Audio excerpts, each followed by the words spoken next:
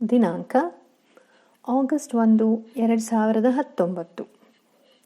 ಪರಮಶಿವನ ಜೀವಂತ ಅವತಾರ ಪುರುಷರಾದ ಪರಮಪೂಜ್ಯ ಶ್ರೀ ನಿತ್ಯಾನಂದ ಪರಮಶಿವಂ ರವರ ನೇರವಾದ ಸಂದೇಶ ಈ ರೀತಿ ಉಲ್ಲೇಖಿಸಿದ್ದಾರೆ. ನಿಮ್ಮ ಜೀವನದ ಪ್ರತಿಯೊಂದು ವಿಸ್ತರಣೆಯನ್ನು ನೀವು ಆಹ್ಲಾದಿಸಿದರೆ ನೀವು ಹೆಚ್ಚು ಉತ್ತರದಾಯಿತ್ವವನ್ನು ಉಳ್ಳವರಾಗುತ್ತೀರಿ ಹಾಗೂ ನಿಮ್ಮ ಎಲ್ಲ ನಿರ್ಧಾರಗಳು ಜೀವನವನ್ನು ಸಮರ್ಥಿಸುವಂತಹದ್ದಾಗಿರುತ್ತವೆ.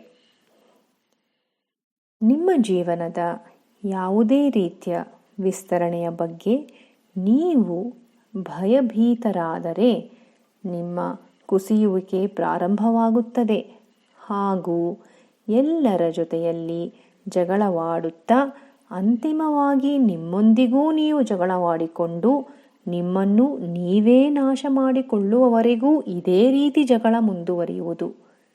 ಇಂತಹ ಜಗಳದಲ್ಲಿ ಬರೀ ಸೋಲುವವರು ಉಂಟೆ ವಿನಃ ವಿಜೇತರು ಯಾರೂ ಇಲ್ಲ.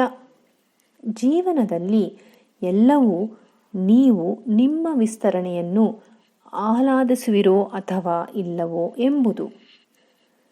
ಯಾವ ಒಬ್ಬ ವ್ಯಕ್ತಿಯು ಅವನ ವಿಸ್ತರಣೆಯನ್ನು ಆನಂದಿಸುತ್ತಾನೋ ಅವನು ದೈವ. ಯಾವ ವ್ಯಕ್ತಿಯು ಅವನ ವಿಸ್ತರಣೆಯ ಬಗ್ಗೆ ಭಯಭೀತನಾಗುತ್ತಾನೋ ಅವನು ರಾಕ್ಷಸ. ಈ ಸತ್ಯಗಳನ್ನು ಎಲ್ಲರೊಡನೆ ಹಂಚಿಕೊಳ್ಳಿರಿ, ನಲಿದಾಡಿರಿ, ಉತ್ಕೃಷ್ಟಗೊಳಿಸಿರಿ, ಆನಂದಿಸಿರಿ ಎಂದು ನಿತ್ಯಾನಂದಂ